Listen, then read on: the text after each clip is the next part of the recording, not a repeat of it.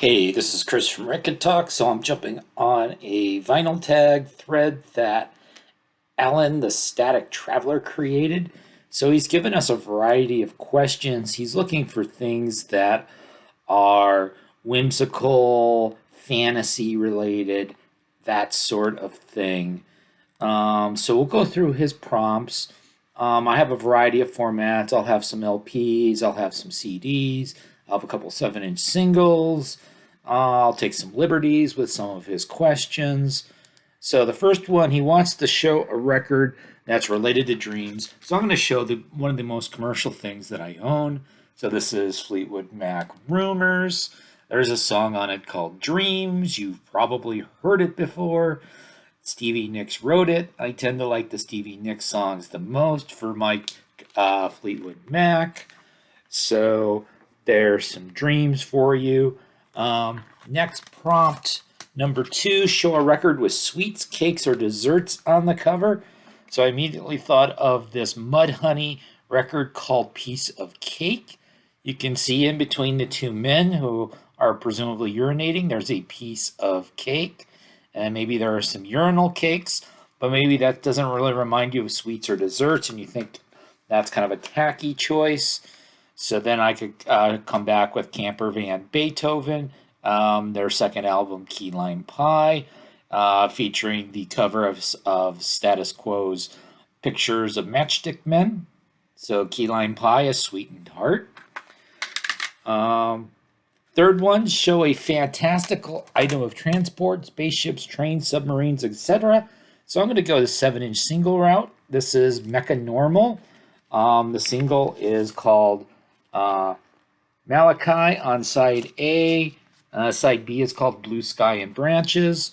One of the members of Mecca Normal, her name is Jean Smith. She's also an artist. She did a series of paintings called Discovering Utopia. Those sort of look like spaceships to me. That's what I was thinking.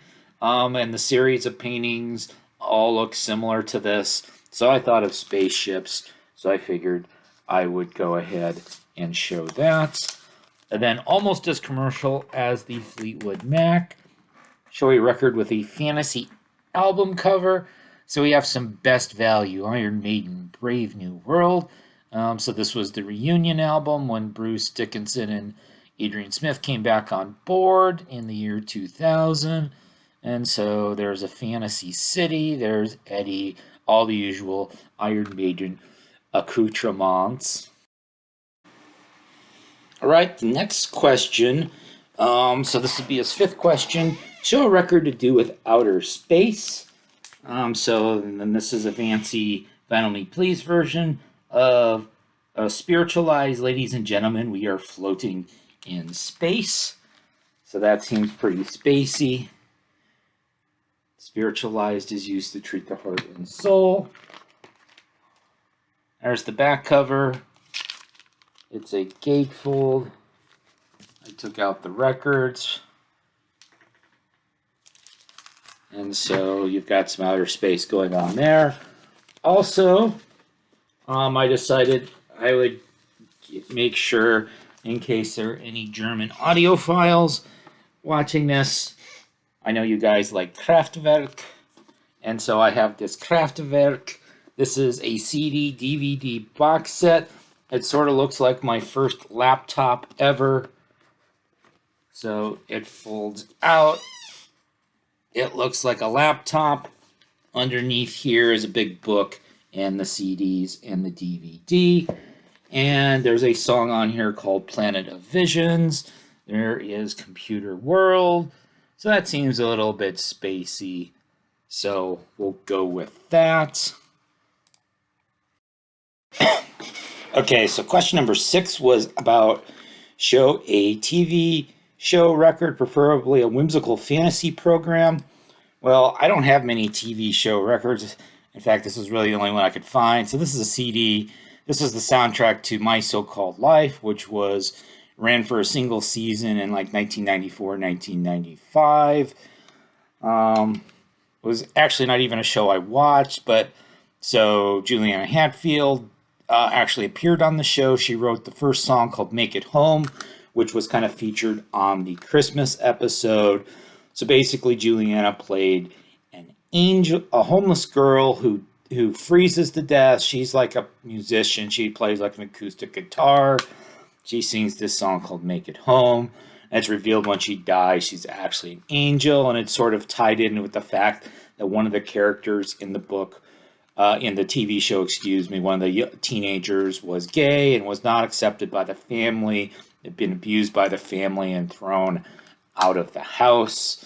So that's not terribly whimsical, but I guess there's a little bit of fantasy involved with the homeless girl actually being an angel, and plus not really having many TV show records.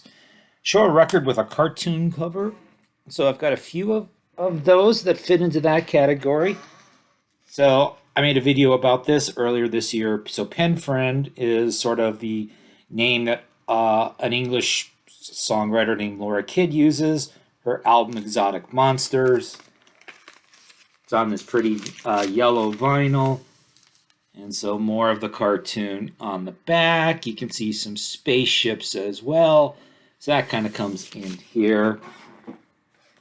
Another album that came out this year. So this is Vanessa Peters' Modern Age. And that sort of looks like some sort of fancy space fighter as well. Kind of tie together. Back of her hair is on the back cover. And then I have this CD. This is another vintage mid-90s thing. It's called Saturday Morning Cartoons Greatest Hits. And so these are basically people that were sort of popular, sort of American alternative artists in the mid-90s doing covers of songs from cartoons.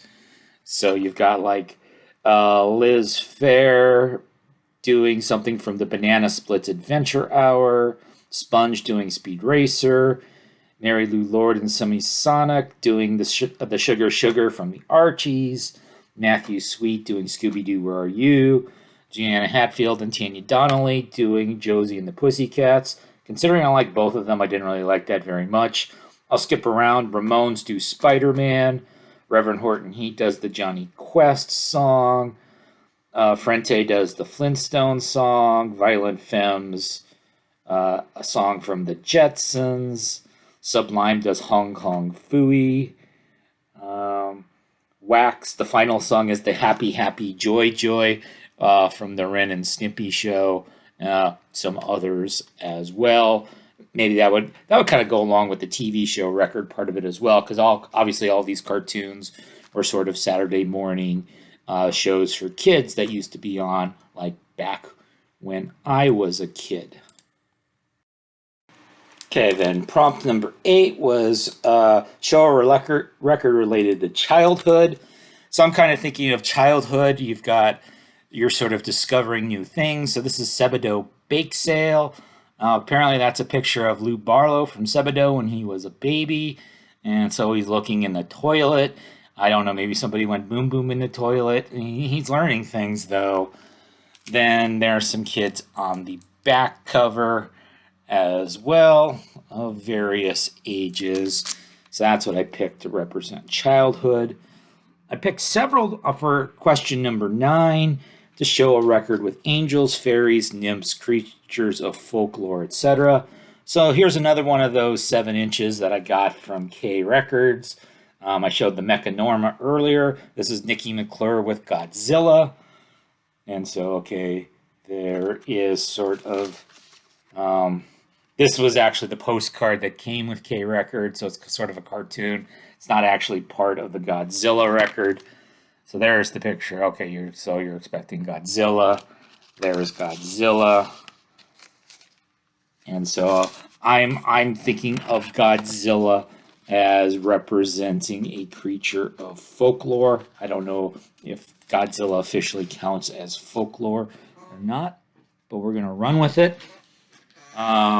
Angels. So we've got some fallen angels here. This is Judas Priest, Sad Wings of Destiny. So And then while we're doing some heavy 70s British music, let's do some Queen too. Let's read you some lyrics from the song The Fairy Feller's Masterstroke, as written by Freddie Mercury, probably with a thesaurus in hand. The fairy folk have gathered round the new moonshine to see the filler crack a nut at night's noontime. And the satyr, now skip a few verses, and a satyr peers in her lady's gown, dirty fellow, what a dirty laddie-o. Then the nymph in yellow, can we see the master stroke? What a query fellow. You could rewrite that line as, what an inquisitive guy. It doesn't sound as good.